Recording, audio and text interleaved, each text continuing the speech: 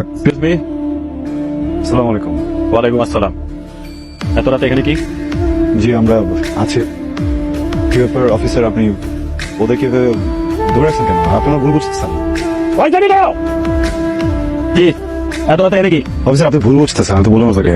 জি wait wait wait, ও kidnap! ও মাই god, এই পর্যন্ত 4টা বউ কিডন্যাপ হয়েছে। বাবার ফোন নাম্বার দাও। Sir please. যাও, আবার ফোন নাম্বার দাও, আমি কথা বলবো। এখানে কোনো অপশন নাই, কোনো অপশন নাই। এই নাম্বার দাও, নাম্বার উঠায় দাও।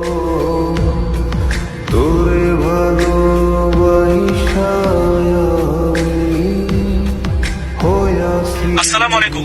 আপনি কেমন মেয়ে জন্ম দিচ্ছেন বলেন তো? আপনার এইরকম একটা অবস্থাতে আপনাকে রেখে আপনার মেয়ে চলে আসছে। আরে আমি সত্যি আপনার কষ্টটা বুঝি। ফাজলামি করেন। আমার মেয়ের আমি নিজের হাতে ওই ছেলের সাথে পাঠায় দিচ্ছি। আমার মেয়ে আর মেয়ের জামের যদি গায়ে কাটা নাজর পড়ে আপনি কোত্থেকে বলতেছেন, কে বলতেছেন, আমি কিচ্ছু শুনবো না। একদম কবর ফেলে দেবো। লাগান স্যার আমাকে হ্যালো, আচ্ছা আপনি কেমন বাবা, আমাকে একটা কথা বলেন তো। এত রাতের বেলা ছেলে আর ছেলের বউকে বাইরে পাঠিয়ে দিয়েছেন ঘোরার জন্য। এমনও তো হতে পারে যে জায়গাগুলো নিরাপদ নয়, সেখানে ঘুরতে যাবে। কোন একটা দুর্ঘটনা ঘটে গেলে আপনার ছেলে আর ছেলের বউকে আমি নিরাপদ ভাবে আপনার কাছে পৌঁছায় দিতেছি। ফাজলামি করেন আপনি। আপনি ছেলেকে বাসা দিয়ে আসবেন। আপনি আসেন, ওকে তো মারবোই, আপনাকে জানে মেরে ফেলবো। ও আমার ছেলে না, ওকে আমি বাড়ি থেকে বের করে দিয়েছি।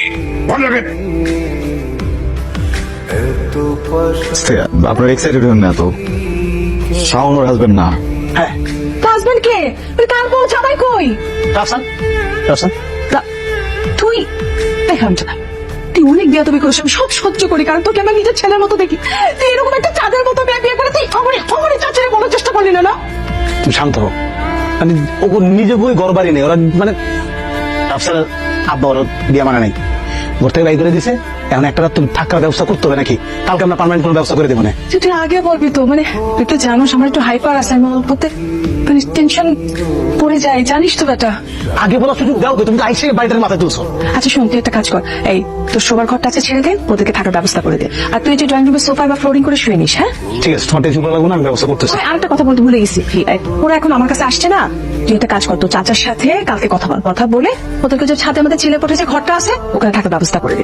আমি সব ব্যবস্থা করবো আম্মা, তুমি জাস্ট ঠান্ডা হও।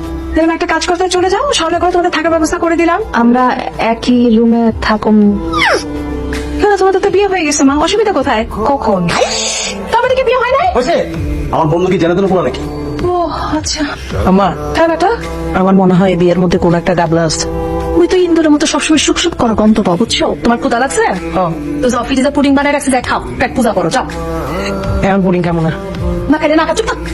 বুঝো, ও আমার রুমে নিয়ে যাচ্ছে, ওখানে কাবার আছে, ওখানে আমার অনেক শাড়ি আছে মা, তুমি তার এটা পরে রাতে ঘুমাতে পারবে না। ওখান থেকে যেটা তোমার ভালো লাগে ওটা তুমি পর, ফ্রেশ হয়ে নাও, ঠিক আছে মা?